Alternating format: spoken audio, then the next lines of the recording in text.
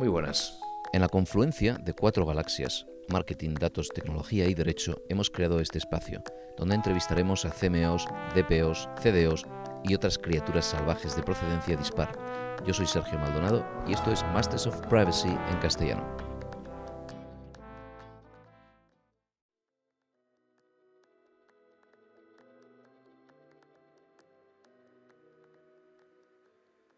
Hoy tenemos a Rafael García del Pollo, que es abogado y socio responsable del departamento de IT/IP, como se suele decir, del despacho Osborne Clarke en España, reconocido ampliamente como líder en este rol y estas capacidades por los principales directorios de la cosa. Además de conferenciante, autor y profesor asociado a varias universidades, en uno de cuyos claustros en su día coincidimos y es así como nos conocimos, Rafael es letrado asesor y secretario del Consejo de Administración de varias compañías tecnológicas y actúa como árbitro ante varias instituciones internacionales. ¿Qué hemos abordado en este episodio?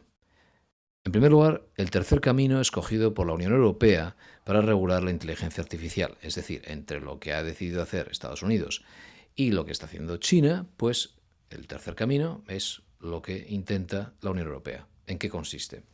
Segundo, los pilares fundamentales del nuevo reglamento de la inteligencia artificial, aunque los vamos a cubrir en mayor profundidad al final del episodio. Después, el solapamiento con otros marcos legales presentes y futuros, con tanta iniciativa legislativa en Bruselas acumulada estos días alrededor de datos, gobernanza, etc. Después, los desafíos derivados del entrenamiento de algoritmos, las desventajas competitivas posibles para empresas basadas en la Unión Europea, que también puede haberlas, e incluso la lógica subyacente o ausente en contar con 27 autoridades diferentes nacionales para la supervisión de la inteligencia artificial. Vamos a por todo ello.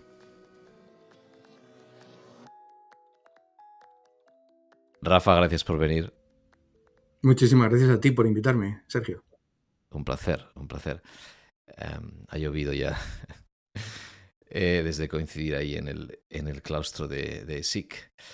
Y queremos hablar de aspectos jurídicos de la inteligencia artificial en España y en la Unión Europea.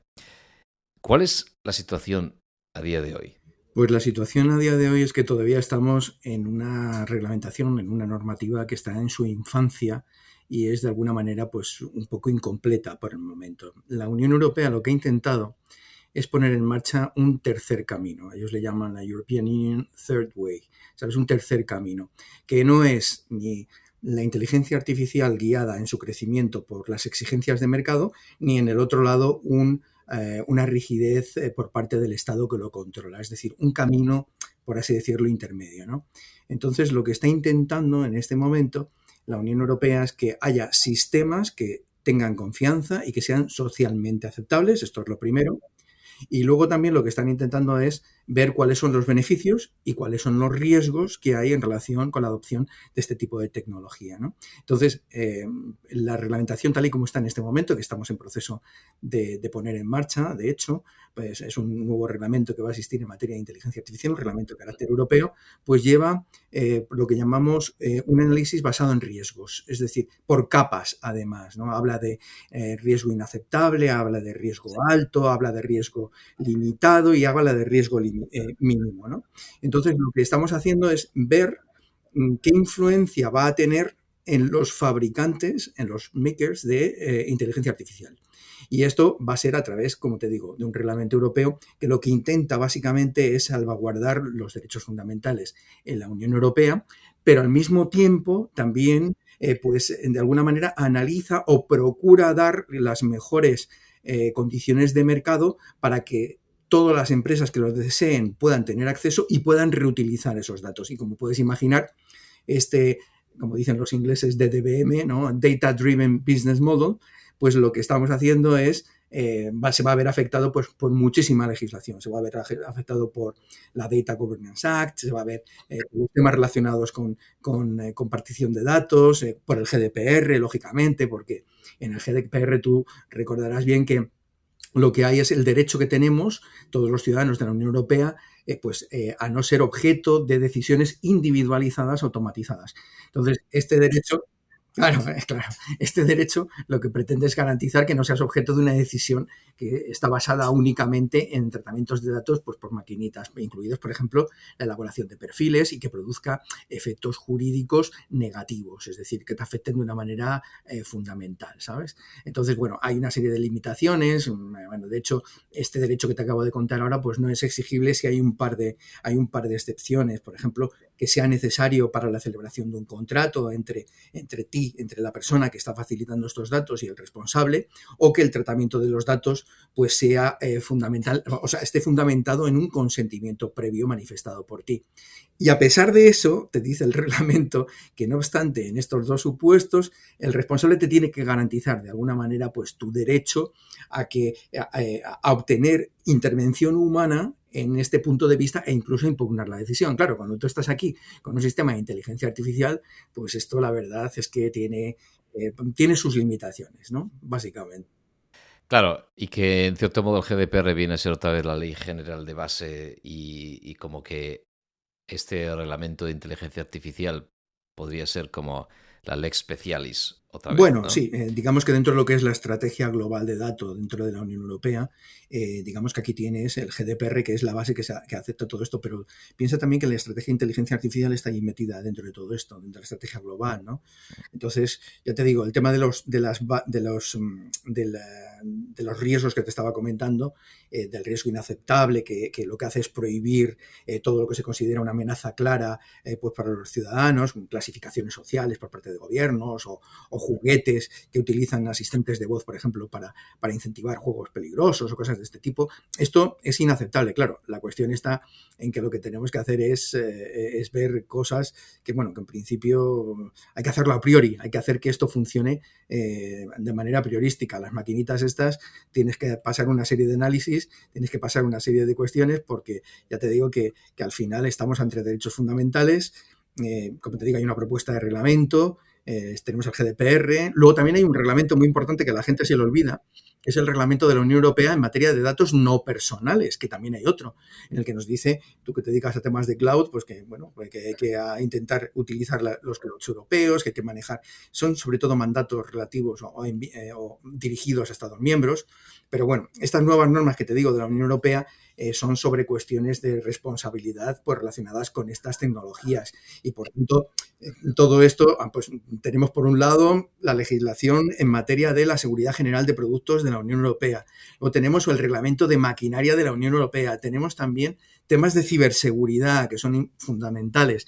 Y como te decía antes, si tienes que hacer este trabajo por riesgos, digamos por capas, pues vamos a tener que entrar ya a otro principio que se llama la inteligencia artificial por diseño, posiblemente también a marcados CE, es decir, si tu maquinita no tiene o tu sistema no tiene un marcado CE, pues no vas a funcionar. Y luego también lo típico que dicen los expertos en materia tecnológica. Dice, no, es que mire usted, es que este sistema utiliza un black box que no sé muy bien lo que hay en el interior. Bueno, pues lo que te está diciendo la Unión Europea es que tengas tu disponibilidad para abrir esa caja negra o por lo menos convertirla en transparente, ¿no?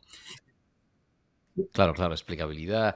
Entonces, claro, realmente no es lex specialis, porque claro, desde el prisma de protección de datos, uno tiende a verlo todo protección de datos y no. Bueno, y no solamente esto que te acabo de decir en materia de, como te he dicho, de seguridad de productos o reglamento de maquinaria o ciberseguridad en sí mismo, sino también en la propia propiedad intelectual. Es decir, cuando tú estás contando con Claro, datos personales y datos no personales, esta maquinita está generando una creatividad, está haciendo algo, ¿no? Entonces, la propiedad intelectual de las herramientas y de los intangibles, que son sus resultados, pues es algo que hay que manejar. Sobre todo las leyes europeas en este momento lo que están diciendo es que solamente son las creaciones humanas las que quedan protegidas. Por lo tanto, ¿qué vamos a tener que hacer aquí? Se habla de muchos modelos nuevos, se habla de la posibilidad de, bueno, ya sabes que la Unión Europea tampoco permite digamos, la protección mediante patente del software.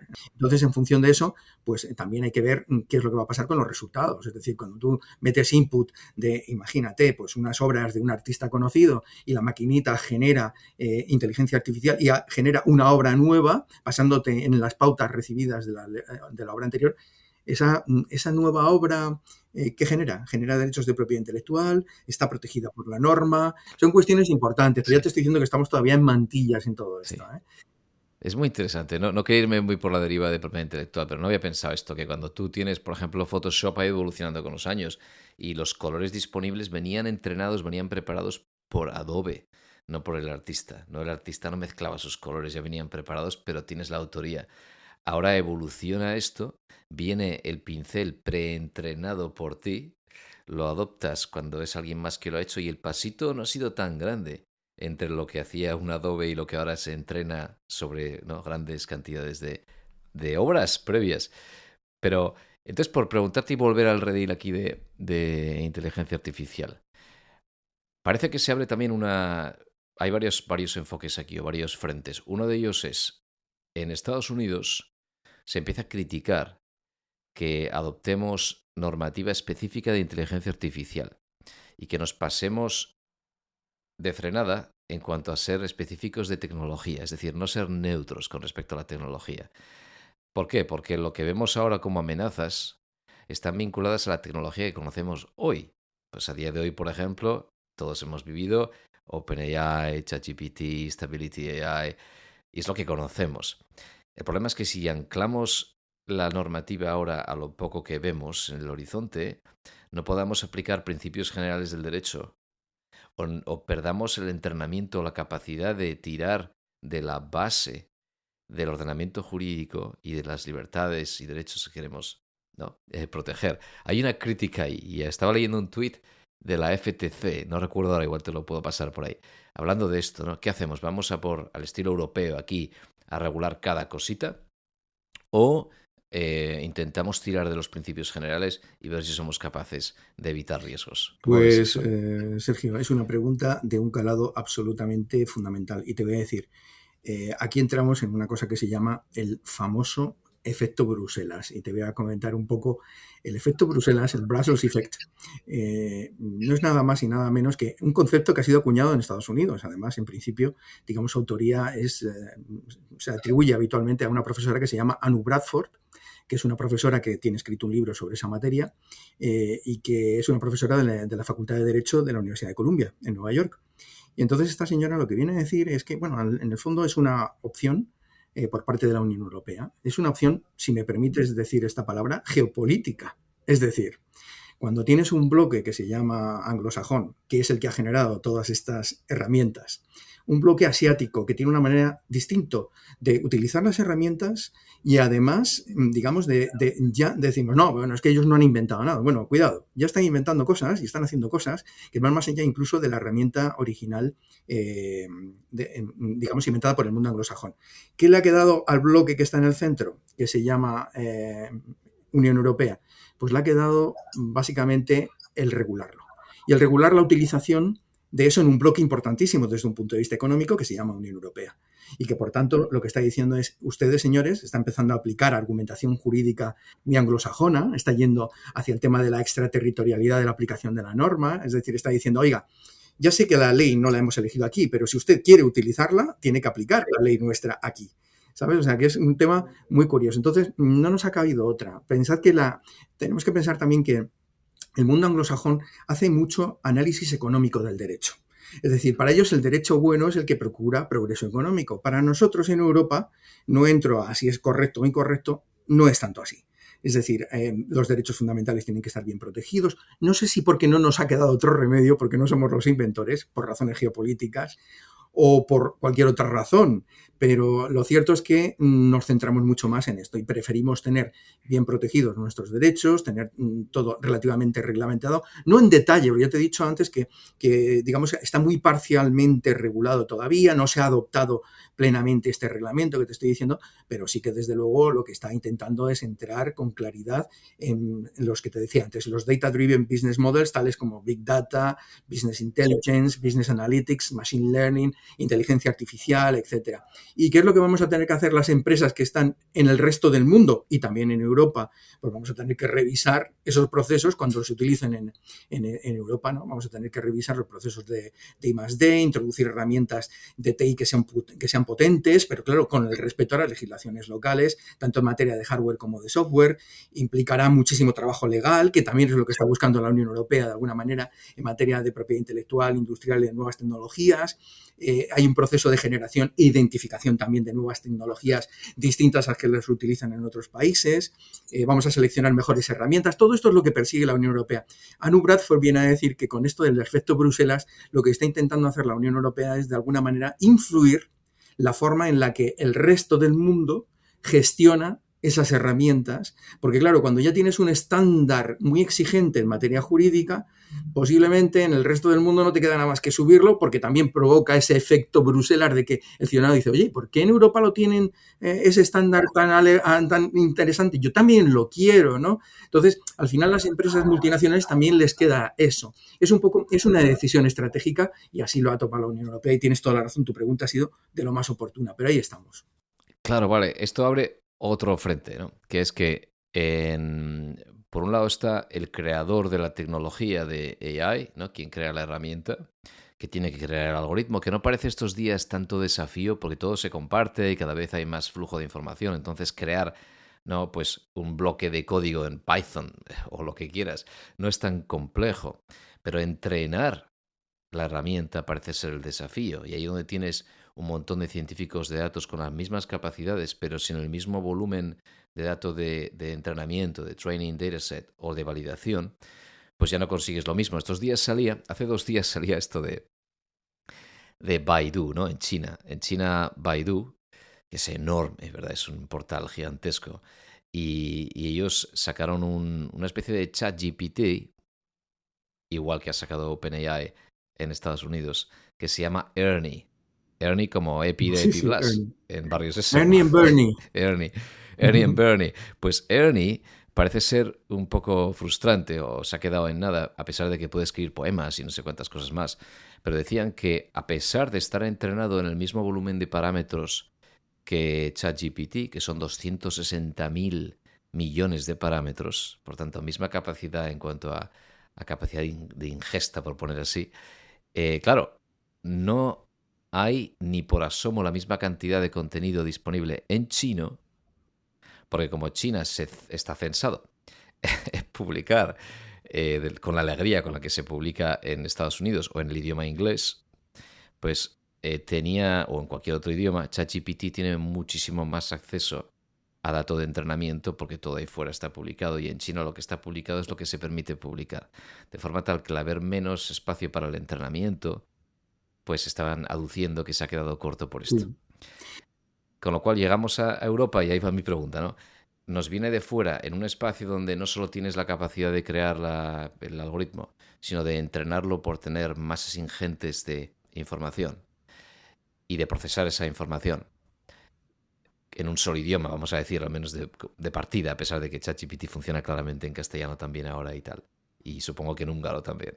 Pero cuando llegas a Europa, te encuentras con que probablemente estamos destinados a ser usuarios de la tecnología que viene de fuera, o bien de China entrenada o pendiente de entrenamiento. Por ejemplo, TikTok ya tiene su propio algoritmo muy bien entrenado, funciona muy bien y ya somos meros usuarios, o bien de Estados Unidos. Entonces, ¿cómo, mirando el reglamento, la propuesta, cómo afecta esto a empresas europeas que, asumiendo el rol que habrá en Europa de secundario, ¿no?, de utilizar lo que venga de fuera, cómo impacta esto a traer a Europa esos avances de fuera, siendo así de realistas? Bueno, te voy a decir, los avances de fuera, en realidad la tecnología no se está tan interesado en la tecnología como en la utilización de la tecnología. Esa es la primera cuestión. Entonces, ¿cómo se utiliza esa tecnología? Si esa tecnología no se utiliza adecuadamente, no. La Unión Europea ha decidido que no necesita esa tecnología. Ya la haremos nosotros, y la haremos nosotros con nuestros datos, y entrenaremos con los datos que sean oportunos, ¿no? De hecho, existen ya muchas iniciativas a nivel europeo. Puedo mencionar una, se llama Gaia, Gaia es una Sí, iniciativa de la Unión Europea en la que lo que se quiere hacer es intercambiar datos públicos, datos entre empresas, datos entre diferentes lagos de datos que existen dentro de la Unión Europea. Como te decía antes, esto entra dentro del Data Governance Act y del Data Act y todo este tipo de historias que bueno, en el fondo lo que está intentando la Unión Europea, con toda sinceridad, es crear un contexto general de comportamiento ético y sostenible. Esto es lo que está buscando. Es sí, decir, sí, eso es sí. lo primero que busca. Y es donde está, dice, porque el dato lo tendremos en el tiempo. Es cierto que ahora mismo hay gente que ya lo tiene, ¿no? Que ya tiene datasets muy organizados, más o menos estructurados, más o menos desestructurados. Es igual. Datos inferidos, no inferidos, están ahí, pero nosotros los podemos tener en el futuro. Eso es lo que está diciendo la Unión Europea. Entonces, lo que está buscando la Unión Europea con esta legislación, otra cuestión es que lo consiga o que sea la estrategia adecuada, en lo cual no entro, es que las empresas de inteligencia artificial tienen que estar dispuestas a establecer esquemas de intercambio de conocimientos de manera colaborativa sobre las técnicas, conocimientos, métodos, patentes, secretos comerciales, todo este tipo de cuestiones, ¿no? Sí, Lo que buscan es precisamente eso, ¿no? Incluso también con sí, el mundo académico, instituciones gubernamentales. Fíjate que ya se está hablando de la generosidad del dato. Se está hablando mm, de que los datos se fluyan de una manera fácil, no comprándose y vendiendo, sino que se está haciendo de una manera laxa, abierta, sin cortapisas. Esto es otra cosa, es que lo consigamos, ¿no? Pero queremos hacer, digamos, como en la Fórmula 1, lo contrario de lo que hace el equipo. El equipo tú tienes que intentar, porque si no, si haces lo mismo que muy ellos, vas a bien. terminar igual. Entonces, esto es un poco, es la estrategia que la Unión Europea está buscando. Y, por supuesto, está buscando que instituciones gubernamentales reguladores, organizaciones no gubernamentales también, otras partes interesadas, pues trabajen. Y esto lo que va a implicar claramente es que estas empresas tienen que estar muy al tanto de las leyes y de las cuestiones regulatorias, que yo creo que es también lo que se está buscando, lo que se está haciendo y Sí, lo que la Unión Europea persigue. Mira, nosotros estamos trabajando con un software que no voy a decir el nombre sí, comercial de LegalTech, en el que estamos sí, sí. entrenándolo desde el punto de vista del derecho español y de la lengua española, Sí, porque en inglés y alemán funciona, pero nosotros le estamos intentando poner el input que necesitamos. Bueno, eso es una cuestión de tiempo. La herramienta ya existe. Es una cuestión, como estaba diciendo sí, antes, del ChatGPT. Y ya permíteme, por último, decir que incluso España ha definido la inteligencia artificial en nuestro país, lo ha definido en la Estrategia Nacional de Inteligencia Artificial como uno de los ejes fundamentales de la Agenda Digital 2025. ¿Esto qué significa? Que es un componente esencial, pues todo el plan de recuperación, transformación y resiliencia, el New Generation.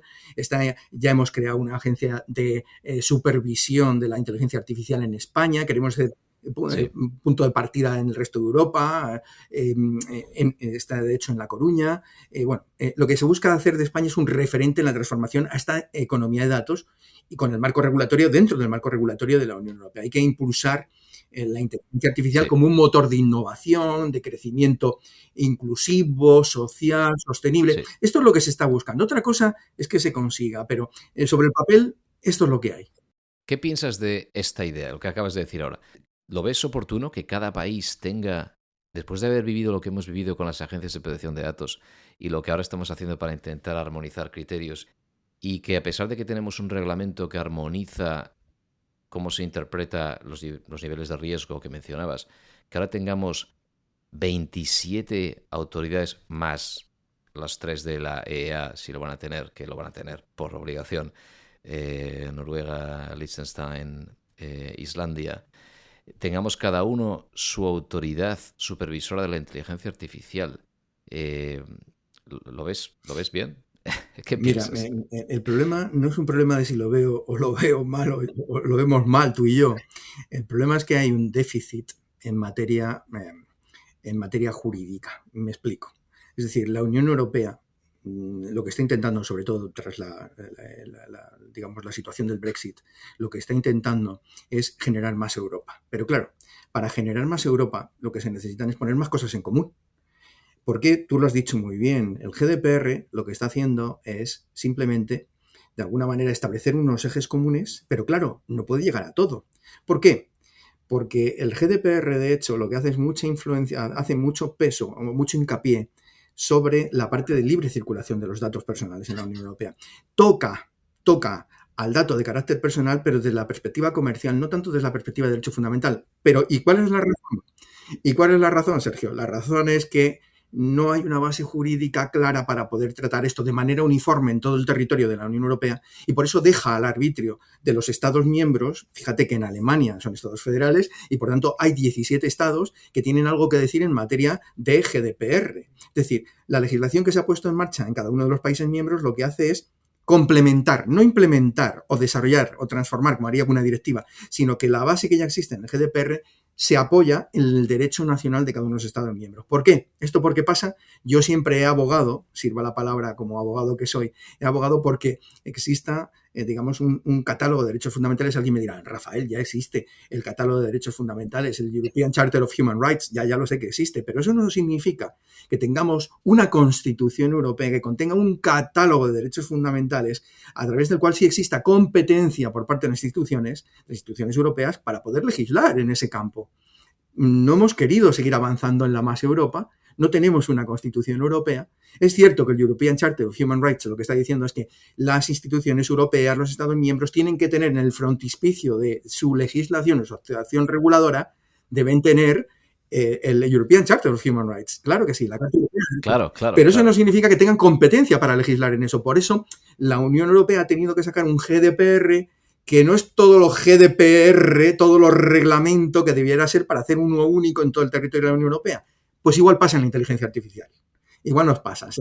Al tratarse de derechos fundamentales, desafortunadamente, a juicio de un europeísta convencido como soy yo, desafortunadamente no tenemos los mimbres jurídicos para poner eso en marcha. Ojalá existiera una agencia europea de inteligencia artificial o una agencia europea de protección de datos, pero no existe así porque no hay una voluntad soberana por parte de los 27 Estados miembros de que así sea. Nos han puesto los mimbres jurídicos para poder hacer esa cesta. Eso es lo que ocurre.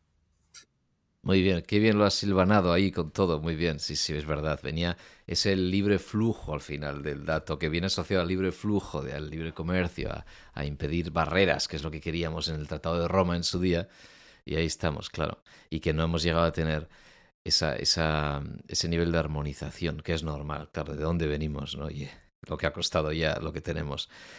Y entonces, vale, entonces aterrizando ya para terminar en cosas muy concretas, ¿no? Por si algo te llama la atención del propio marco jurídico, por ser muy específicos, muy prácticos. Ahora tenemos estas directrices, bueno, directrices no, esta norma, y alguna idea aquí suelta, ¿no? Que yo veía, que realmente se aplica justamente a lo que decíamos, que es, con independencia de quién cree la tecnología, la inteligencia artificial, estos mecanismos, soluciones, etcétera, quien lo ponga en el mercado, si va a ser utilizado para explotar vulnerabilidades, como decías, ¿no? De un grupo de personas o para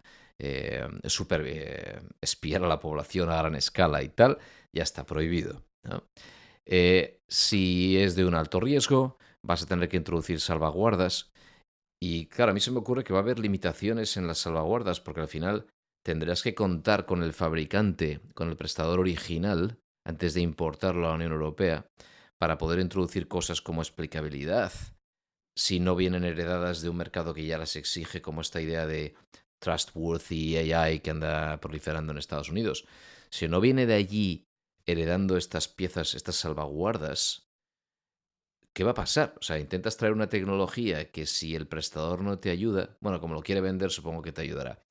¿Tienes en el radar algunas pistas ya como directrices fáciles para Bueno, adoptar? fáciles no sé si lo son o no, pero en el radar están, porque en ese propio reglamento lo que se establecen son nuevas normas para esos proveedores que tú te estás refiriendo, sobre todo de inteligencia artificial de alto riesgo, en el que se establecen una serie de etapas, ¿no? Hay una etapa 1, 2, 3, se distinguen hasta 4 etapas, ¿vale?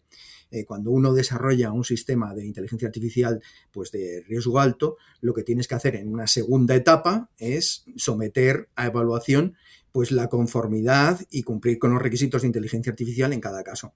En alguno de estos sistemas, bueno, pues va a intervenir seguramente un organismo que ha sido notificado sobre este tema, ¿no? En una tercera etapa se registrará luego los sistemas de inteligencia artificial autónomos en una base de datos de la Unión Europea, que ya lo sabemos, tal, estará ahí, y luego habrá una cuarta etapa en la que deberán firmar estos fabricantes, pues seguramente, como te he dicho antes, ¿no? Marcados CE, ¿no? Una declaración de conformidad y un sistema que de inteligencia artificial bueno, que se puede introducir en el mercado por el marchamo del CE que estamos diciendo. Y luego, lo más curioso, cuando ya se ponga en marcha, porque ya tenemos el CE adecuado, si se producen cambios sustanciales, hay que volver a retomar otra vez el mismo proceso. Es decir, si en el ciclo de vida del sistema de inteligencia artificial, pues una vez que está en el mercado, las autoridades son responsables de la vigilancia del mercado, los usuarios se van a ocupar de esa supervisión y del seguimiento humanos y los proveedores también van a disponer seguramente pues, de sistemas de seguimiento tras la comercialización y por tanto proveedores como usuarios podrán notificar estos incidentes graves y fallos de funcionamiento a las autoridades que competa, con lo cual el marco está ahí. Otra cuestión distinta es que haya quien se quiera someter a ello, si el modelo de negocio le atrae. Al final se va a hacer una revisión CE que va a ser una revisión CE, pues como siempre, organizativa, jurídica y técnica. Entonces, seguramente vayan por ahí los tiros, es lo que se está estableciendo en este reglamento. Entonces, bueno, es un sistema cíclico en el que todo el mundo va a tener mucho que decir, proveedores, como te estoy diciendo, usuarios e incluso fabricantes, ¿no? Entonces, bueno, vamos a ver cómo todo eso funciona. Muy bien, muy bien. Pues muchas gracias, Rafa. Gracias a ti, Sergio.